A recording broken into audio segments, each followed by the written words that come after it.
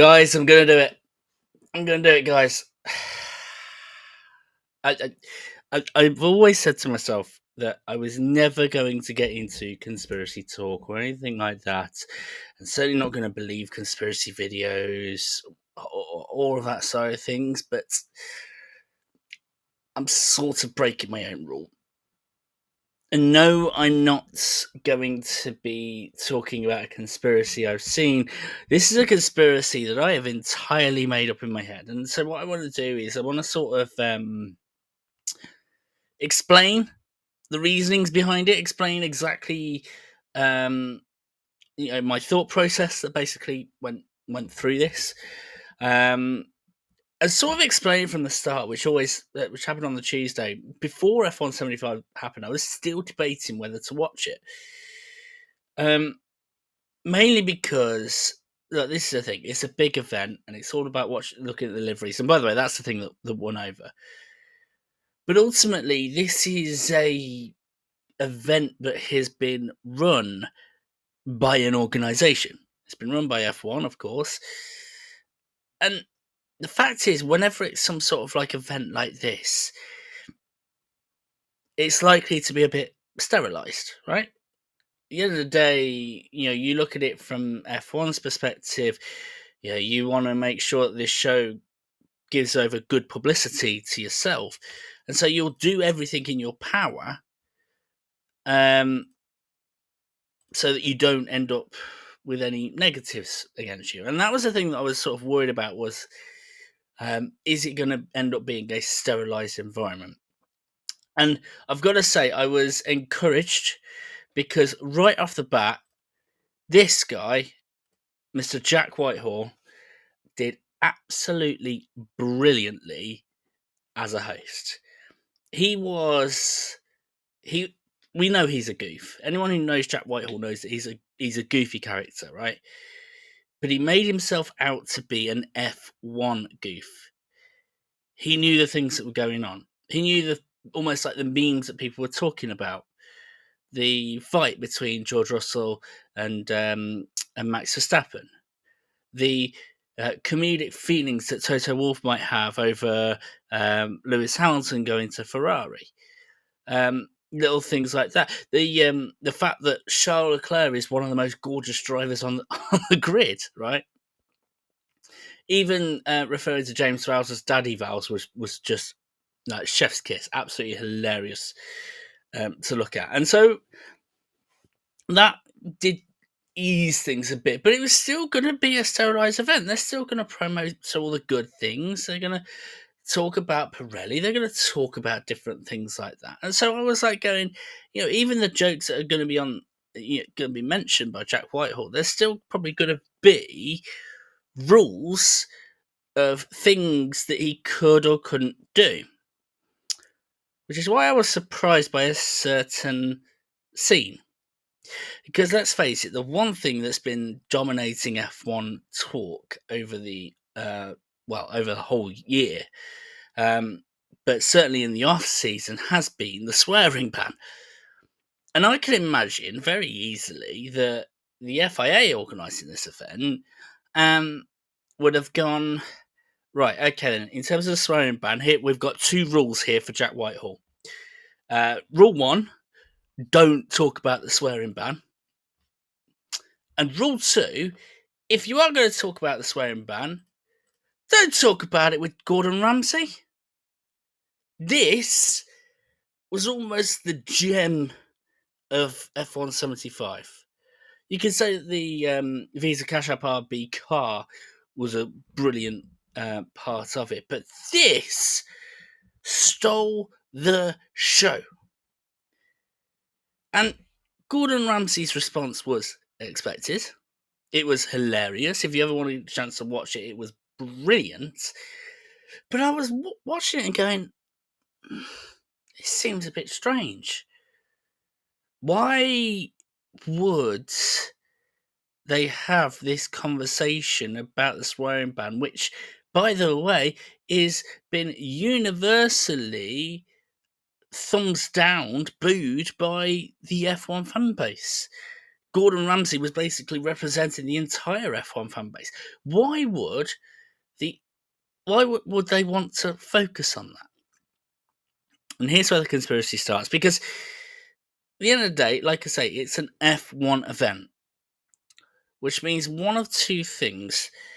Either there were no rules, which I find very unusual, or F1, the F1 board, the F1 sort of like guys looking after it, don't agree with the rules. So here's a conspiracy. Are we about to see a split between the CEO of F1, Stefano Domenicali, and the president of the FIA, Mohammed bin Sulayem? That's a conspiracy. And here's the thing: everyone really, knows about my disliking of Mohammed bin Sulayem. There's been multiple videos I've done on this. One of them was on the swearing ban, and so rather than focusing on him, because that will end up boring you, I actually want to focus on the potential hero in this situation. I actually want to focus on Stefano, because that picture we showed previously gives over this impression of businessman in a suit, and he's just as bad. The whole sort of CEOs, directors, everything like that—they're all bad guys. They're all businessmen in suits. They're boring, right? And frankly, that's not the case. Stefano Domenicali is a classic example of how that is not the case, because Stefano lives and breathes Formula One. Yes, he's been president quite recently, but the F1 Supremos, they used to call them, didn't they? So the F1 Supremos of now and the past have experience in Formula One. We could go back to Bernie Ecclestone, right? Look, we know he's a terrible guy, but ultimately he was a team owner. Was it Brabham? No, Tyrrell, right? He was a team owner of the Tyrrell team from the 70s and the 80s, ended up becoming the F1 Supremo. You look more recently, we had Ross Brawn, who looked after F1 from Bernie Ecclestone, dabbled in Ferrari, dabbled a bit in Mercedes. He owned a Formula One team. When I say owned a Formula One team, he bought the rights away from the Honda team for £1 when they wanted to leave. And a team that basically, did one season, won one season. Like literally, it was that in between the show. They completed it, done, right? And Stefano's the same. Though the first time we ever hear of Stefano Domenicali was in like the 2007-8 area. I think it was a little bit before then, but certainly around that time, where he was the boss of Ferrari. He was basically the team principal of Hamilton's first nemesis, basically in Ferrari. He knows his stuff. And amidst all the controversies that there have been around team principals, whether that be Ron Dennis, whether that be Bernie Ecclestone, whether that be Ken Tyrrell himself, and other controversies around team principals, Stefano for a long time has been just the happy team principal. Sort of like until Fred Vasseur, like Ferrari's last good team principal, he knows his stuff and knows his way around. So here's the thing: where will Stefano be going in terms of his dealings with the FIA? Well, how do I think about this? And this is where I was trying to conclude the conspiracy. Would they want to be rid of the FIA? I mean, could they do that? Could F1 separate from the FIA and almost govern themselves? Seems unlikely. Seems expensive, and ultimately seems dangerous. So could they be doing something else? Could they be pressuring the FIA to almost do a vote of no confidence, let's say, for Ben Sulayem? That's the open question. And there's no real happy conclusion I'm going to be making to this video where I can tie it up in a bow or anything like that. I think the first thing I'll say is watch this space. But I'd love to know your thoughts as well. Has this F175 event given a clear indication of how F1 feels about the FIA regulations? How F1 feels that about FIA's priorities? And by the way, that's an interesting thought there on the FIA's priorities, because when Formula One was at its perfect time, or as close to perfect as possible, the FIA had these priorities in place: safety, teams, drivers. Driver behaviour was very low on their priorities when it was at its best. They encouraged drivers to speak up, never shut them down. The most important thing was the safety of the tracks, the safety of the cars, and then focusing on the team side of things. And this is the thing. Stefano's been around the block, right? Anyone who knows the time from the 60s and the 70s, especially the 70s, the drivers weren't happy with the FIA. Why? Because their priorities was almost safety last. They wanted to focus on driver behaviour first, and then the teams, and then finally the safety. And the question is people like Stefano, people like others of the F1 board, are they looking at the FIA and going, we've seen this before. We've seen this before. The FIA right now seems to be putting all their focus on driver behaviour before anything else.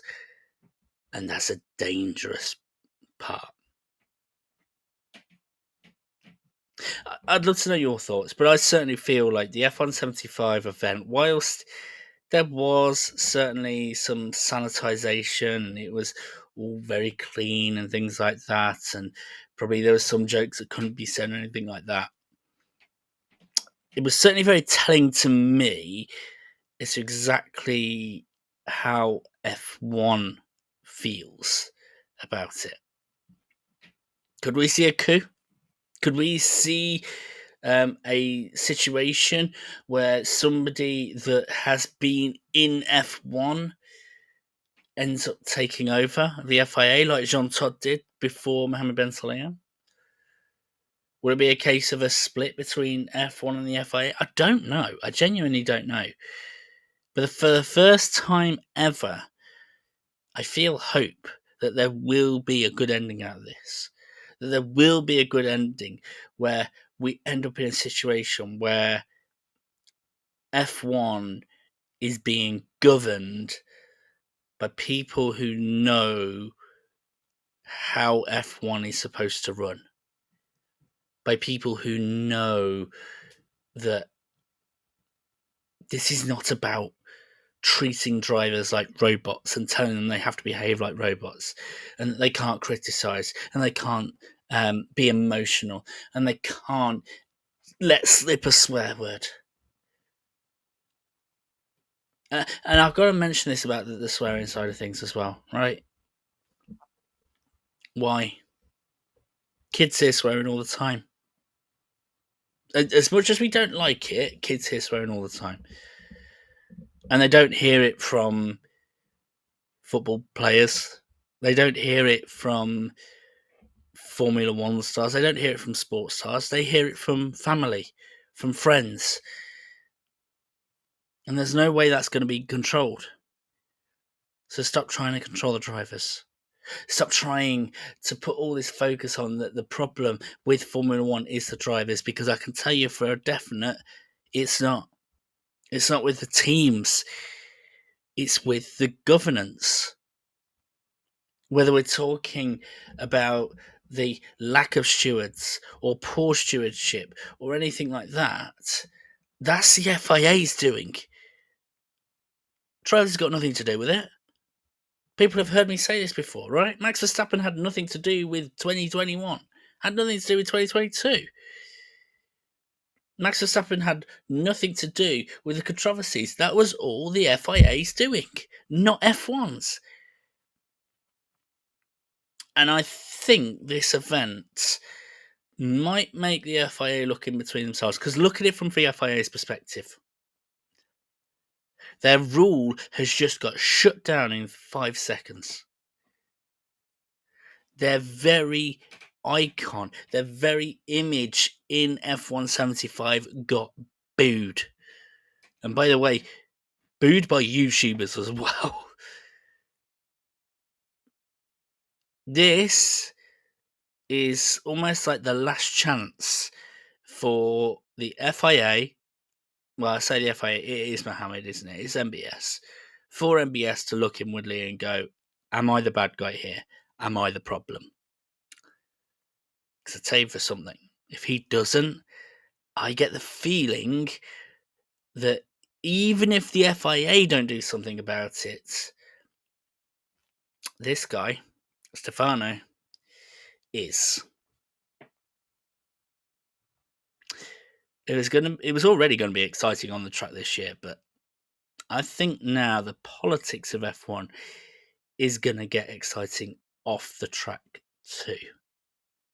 Watch this space.